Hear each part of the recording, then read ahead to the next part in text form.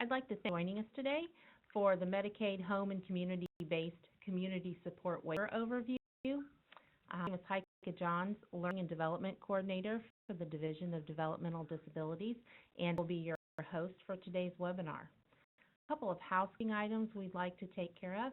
If you have questions regarding anything technical such as sound, the clarity, if you'll drop those questions in the chat box, I will address those as best as possible.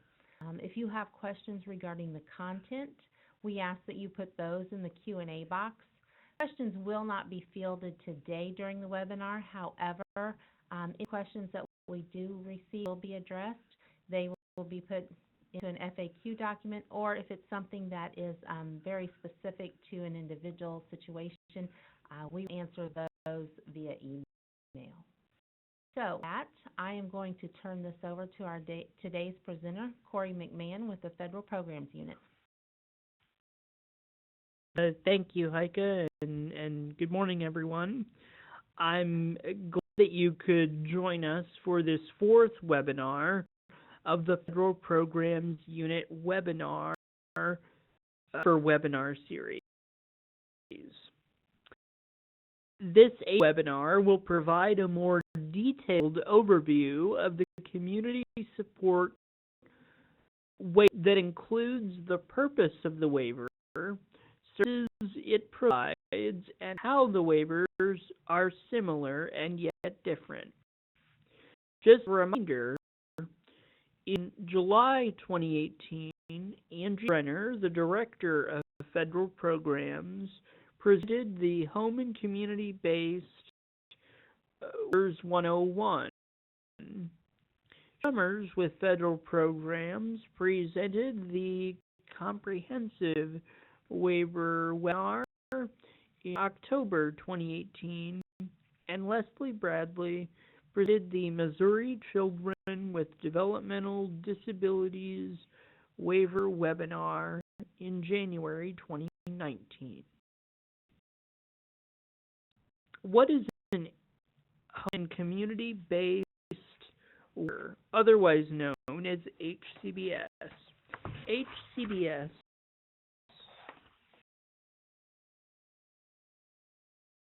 with community services to participants who otherwise were placed in an institution, nursing home, or hospital to receive long-term care in the community. Basically, HCS is about participants having the most integrated lifestyle as possible, just like you and me. Med funding for the HCBS waivers in Missouri consists of matching approximately 36% of state general revenue dollars with approximately 64% of federal dollars. This determines for each of the waivers the targeted population, the number of participants served, what are covered, and how much it will spend on services in each waiver. In 1991, a new section was added to the Social Security Act, which authorized state Medicaid agencies to apply for HCBS waivers.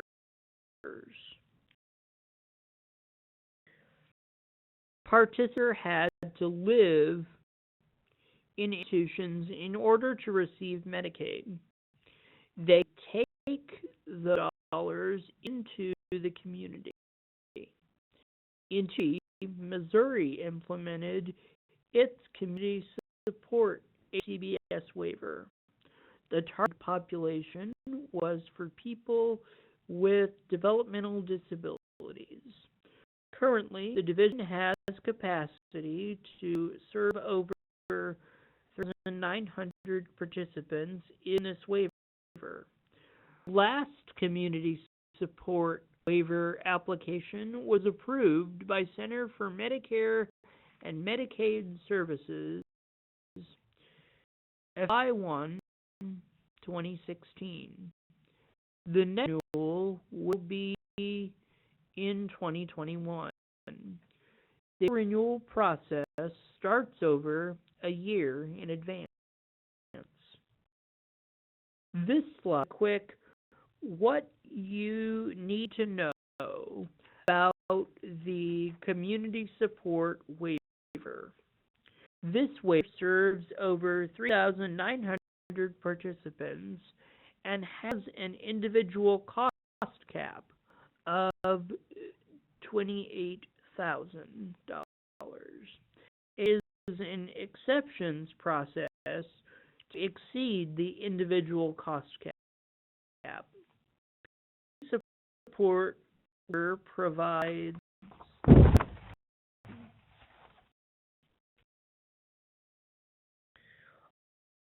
all waivers except residential, peer support, and dental.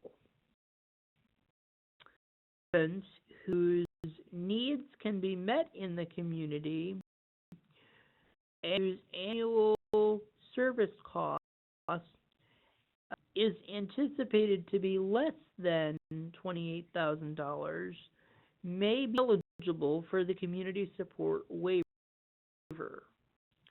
It is designed to provide waiver services to participants living in their community in the most integrated setting.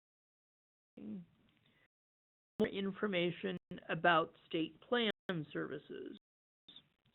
For those and items that are medically necessary, HealthNet state plan services must first be utilized before waiver services are authorized. For HealthNet to approve funding, it must be a medical necessity, so it should be determined if the need is for safety, convenience, or medical necessity. The division is working in collaboration with HealthNet to create a document explaining what will and will not be covered by through HealthNet.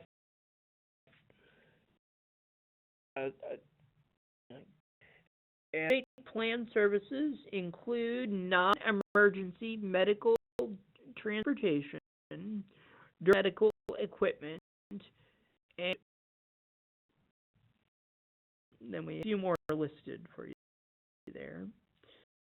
And so available in the Community Support Waiver include 25 services to meet the needs and flexibility of participants supported in this waiver. The support waiver provides all services provided in the comprehensive waiver except for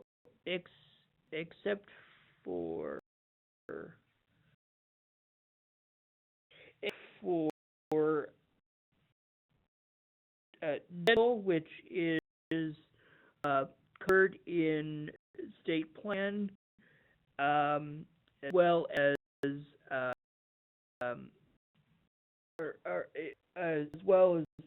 residential, and dental is actually covered in the Partnership for Hope waiver.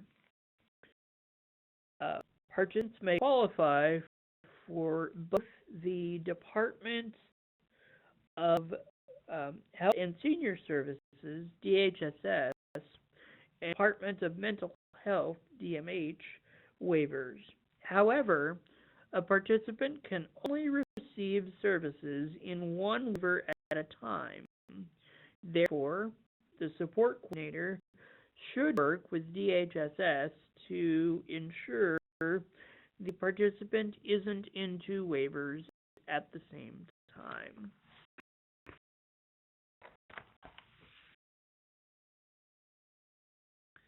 A cannot consumer direct, state plan, and self-direct DD waiver services at the same time.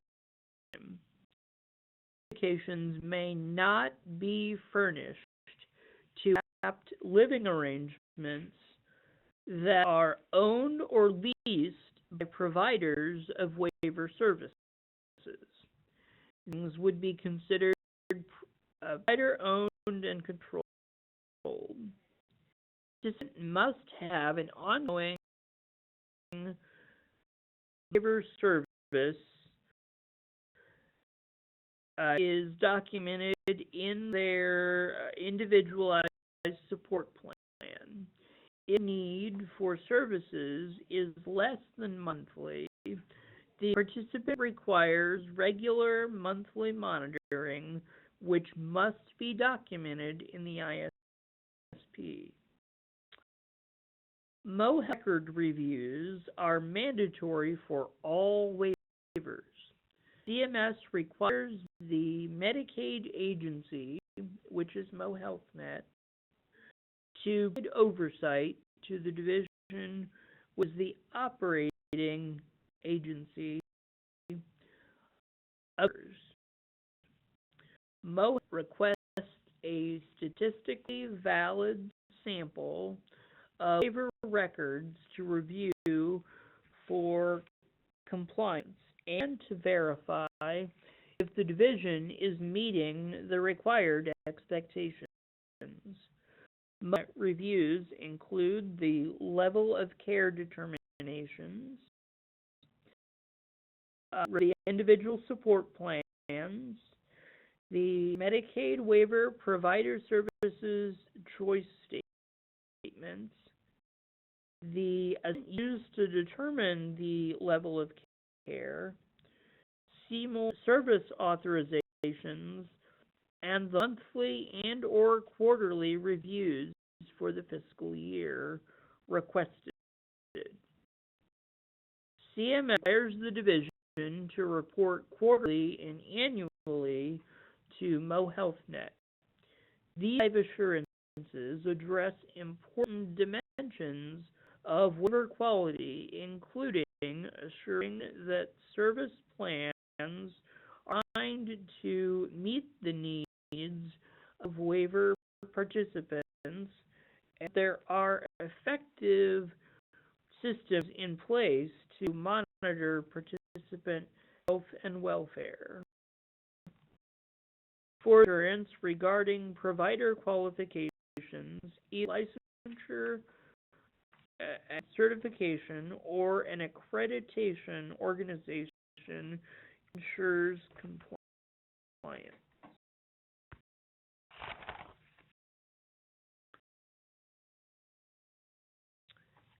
A few important and helpful links, resource links.